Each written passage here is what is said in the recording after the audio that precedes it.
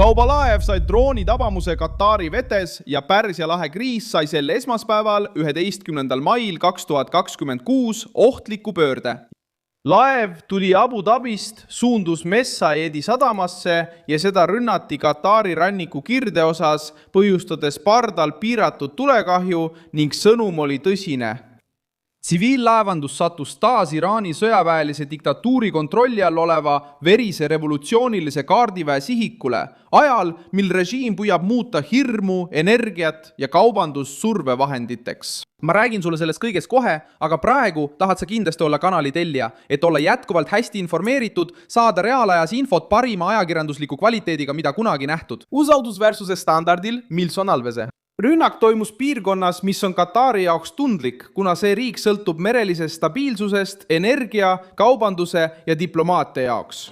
Katari kaitseministeeriumi andmetel oli laev Katari territoriaalvetes, kui see tabamuse sai. Briti merendusamet teatas samuti, et puistasti laev sai tundmatult mürsult tabamuse 23 meremiili kauguselt Dohast. Ilma lahingutegevuseta, ilma sõdureid vedamata, ilma vahetu sõjalise sihtmärgita. Ja just siin muutubki juhtum raskeks Iraani režiimi radikaalse struktuuri jaoks. Islami revolutsiooniline kaardivägi on aastaid tegutsenud Teherani sõjalise ja poliitilise surve haruna. See satub taas piirkondliku umbusu keskmesse, sest seda tüüpi tegevus järgib sama sundmustri, mida kasutatakse laevade hirmutamiseks, kindlustusmaksete tõstmiseks, lastide blokeerimiseks ja jõu näitamiseks, kui režiim tunneb end survestatuna. Poliitiline eesmärk on lihtne ja julm, tekitada majanduslikku ebakindlust, et sundida järeleandmisi tegema. Katari lihtne poliitiline eesmärk ei mõjuta ainult laeva keret.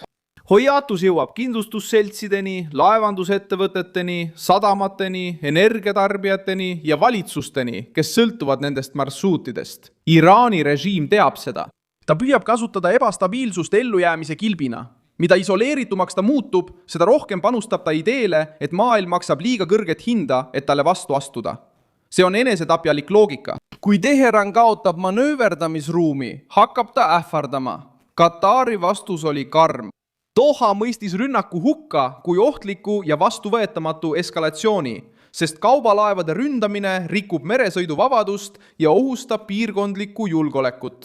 Araabia Ühendemiraadid nimetasid samuti rünnakut terroriaktiks ja ütlesid, et kaubalaevanduse sihtimine ohustab Katari suveräänsust, lahepiirkonna julgeolekut ja rahvusvahelist stabiilsust.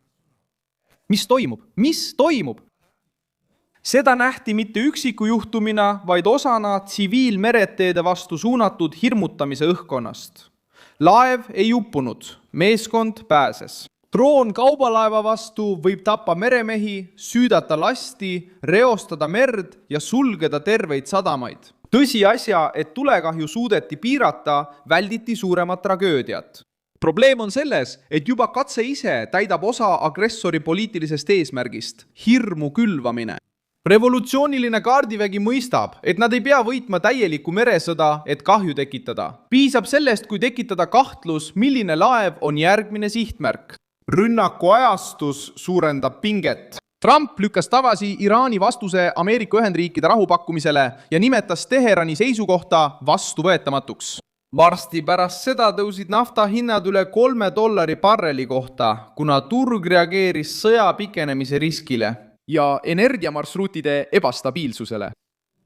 Ületas $104 barreli kohta. Ja Reuters teatas, et Aramco hoiatas umbes 1 miljardi barreli kadumise eest maailma turul viimase 2 kuu jooksul. See on keskne punkt. Rünnak kaubalaevale Katari lähedal ei sihi ainult ühte alust. See sihib usaldust, see sihib kütuse hinda, see sihib inflatsiooni. See sihib turvatunnet. Vaata, see veab toitu, energiat, tööstusosi ja esmatarbekaupu. Iraani režiim kasutab merd väljapressimise lavana, sest teab, et maailma majandus sõltub etteaimatavusest. Kui see etteaimatavus kaob, jõuab kulu tavalise tarbijani, sealhulgas miljonite inimesteni, kellel pole sõjaga mingit pistmist. Ühendkuningriik oli juba tegutsenud. London teatas, et saadab HMS Dragoni Lähis-Idasse. valmistades ette rahvusvahelist missiooni laevanduse kaitsmiseks koostöös Prantsusmaaga, kui tingimused seda võimaldavad. See näitab, et lääneriigid ei käsitle seda juhtumit lihtsalt diplomaatilise mürana, vaid ohuna meresõiduvabadusele. Ja kui Suurbritannia hoiatusega seotud laev rünnatakse Katari lähedal, kasvab surve mereväelise saatmise, patrullimise ja koordineeritud reageerimise järele kiiresti.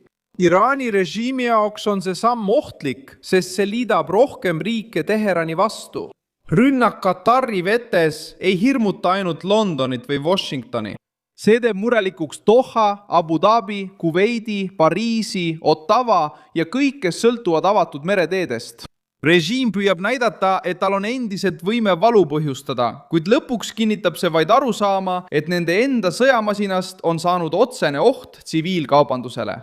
Kui revolutsiooniline kaardivägi muudab kaubalaeva sihtmärgiks, aitab ta oma vastastel õigustada suuremat survet, rohkem järelevalvet ja suuremat isoleeritust. Asjalugu näitab, et kaubateede ründamine läheb tavaliselt kalliks maksma neile, kes selle tee valivad. 2024 aastal hakkasid Jeemeni hutid, kes on Iraaniga liidus, ründama laevu Punases meres ja Aadeni lahes. Tulemus oli otsene. Laevad suunati ümber, maailma kaubandus muutus kallimaks. ÜRO Julgeolekunõukogu mõistis rünnakud hukka ning Ameerika Ühendriigid ja Suurbritannia alustasid vastuseks laevandusele suunatud ohule rünnakuid hutide positsioonide pihta. Kui Teheran või tema piirkondlikud käsilased sekkusid tsiviillasti vedudesse, ei provotseerinud ainult sõjalist vaenlast.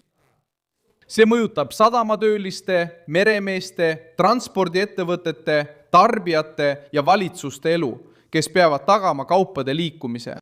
Rünnakud laevade vastu võivad alguses küll tekitada pealkirju ja paanikat, kuid hiljem toovad need kaasa saatelaevad, sanktsioonid, koalitsioonid ja rünnakud agressorite sõjalise infrastruktuuri vastu. Iraani režiim teab seda, kuid jätkab siiski selle strateegiaga, sest tal on vaja oma jõudu näidata.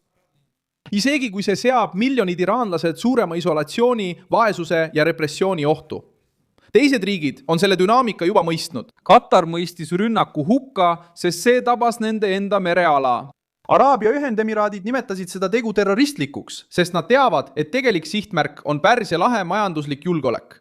Kanada mõistis samuti hukka hiljutised rünnakud laevade ja tsiviiltaristu vastu piirkonnas, kutsudes üles rahvusvahelise õiguse ja vabaduse austamisele. Suurbritannia ja Prantsusmaa liiguvad edasi mereväe planeerimisega, sest kriis on juba diplomaatilisest tasandist kaugemale läinud. Iga reaktsioon kinnitab sama arusaama. Kui radikaalne jõud kasutab drooni kaubalaeva vastu, sunnib see rohkem valitsusi ühiselt reageerima. Meeskond jäi ellu, laev jätkas teekonda ja tulekahju saadi kontrolli alla, kuid rünnak jättis selge jälje. Iraani režiim püüab kasutada maailma majanduslikku kannatust oma võimu säilitamise vahendina. Revolutsiooniline kaardivägi panustab kaosele, et varjata oma nõrkust, lämmatada sisekriitikat ja muuta kaubateed hirmutamise väljaks. Kuid iga tsiviillaeva vastu saadetud droon annab maailmale ka tõendi selle struktuuri ohust. Katari lähedal tabatud kaubalaev ei olnud lihtsalt rünnatud alus. See oli hoiatus selle kohta, kui kaugele Teheran võib minna, kui ta otsustab režiimi päästa. Isegi kui selle hinnaks on tuhandete inimeste turvalisus. Mina olen Milson Alves, rahvusvaheliste suhete asjatundja ja minu eesmärk on hoida sind iga päev tõese teabega hästi kursis. Uudiste lingid on video kirjelduses. Pane sellele videole like, telli kanal ja vaata lõpus kommentaare, et olla veelgi paremini seotud Milson Alvese kogukonnaga.